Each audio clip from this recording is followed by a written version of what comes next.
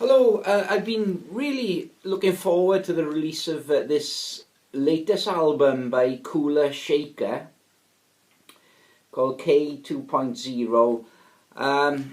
I've got all their albums, so it's very much looking forward to getting this. And yeah, I put my order in and I received it. It was only released over the last few days, so I received this over the weekend, and I've had the opportunity to listen to the album a couple of times, and yeah, draw some sort of like conclusions regarding what I've heard so far. And you know, very interesting really. Kula Shaker is one of those bands which I never tire of listening to. You know, the albums that they've done, you know, I can actually play peasants, pigs and astronauts, and you know, every time I listen to it, there's always as if something is jumping out at me that I may not have noticed before. There's so much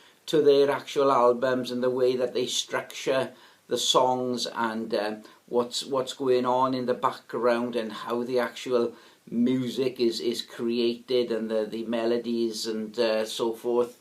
So it's always an occasion, I think, when I sit down and I play a Kula Shaker album, because even though I'm so familiar with the albums, I just feel there's always something where whenever I'm listening to it, it just always does sound very fresh, even though I'm so familiar with their sound and their songs.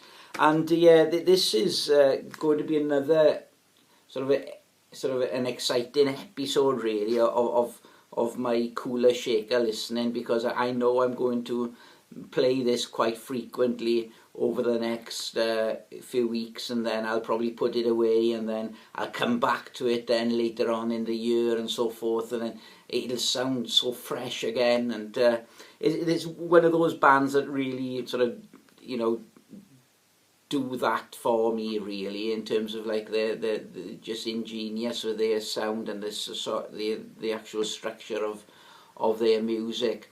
And yeah, I mean, just to talk about a few of the tracks off here. It starts off with the first track is Infinite Sun, and it, you know, you can hear the sound of the sitar sort of setting the scene really for the album.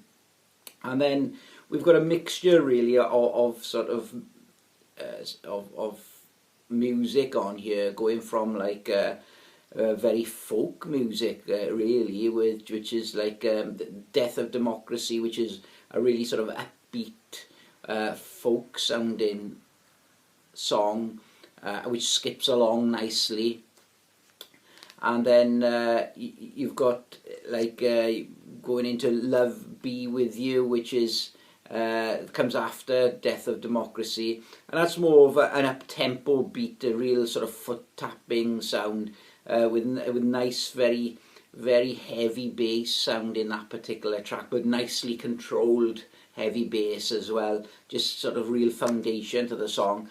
I think on the entire album, my favourite song is the last song on side A, which is Here Come My Demons. Now this is just another sort of an example of like the song and the structure of one of their songs, where it starts off with like a very sort of a atmospheric acoustic sound, with Crispian Mills's voice, then his vocal, then something so clear, and then it sort of breaks into then a more sort of a rockier sound with like heavy guitar riffs, and sort of hard hitting drums, a lot more driven sounding, and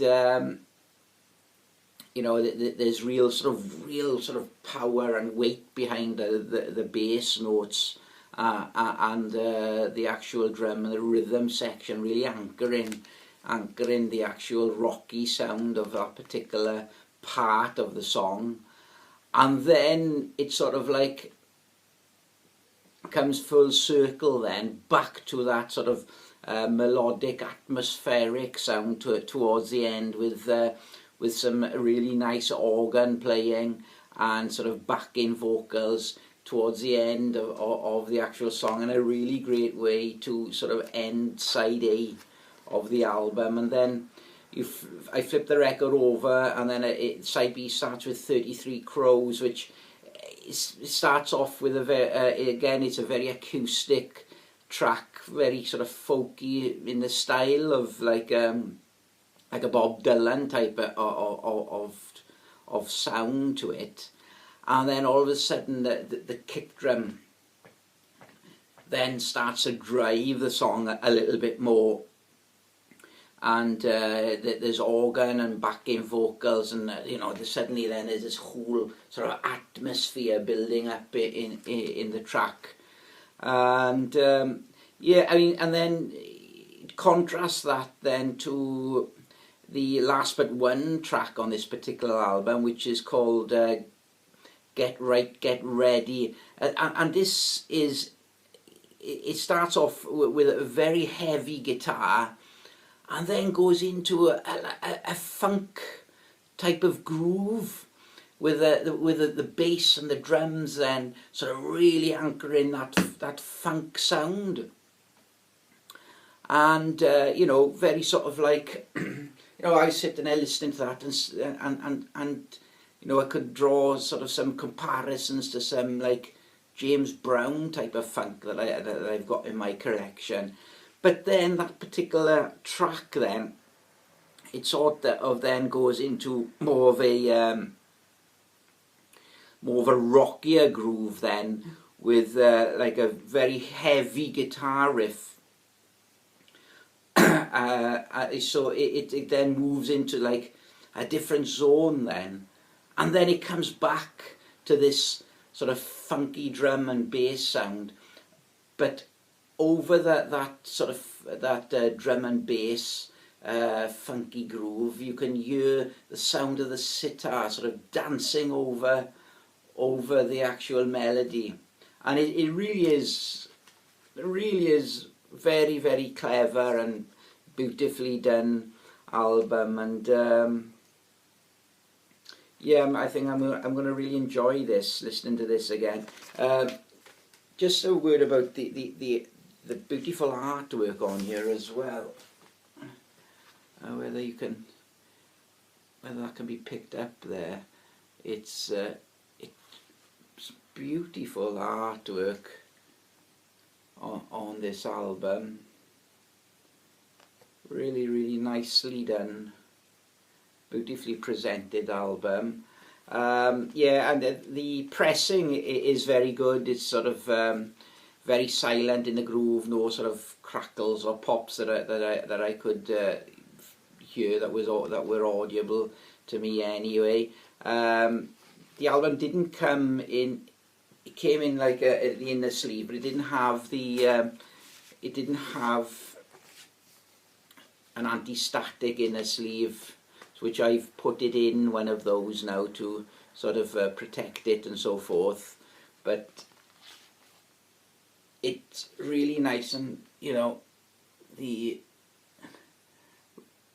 beautiful artwork even there. Look at that. That's really, yeah, very pleased with this. So I just thought I'd just show this album, is what I've had this weekend and what I've been listening to.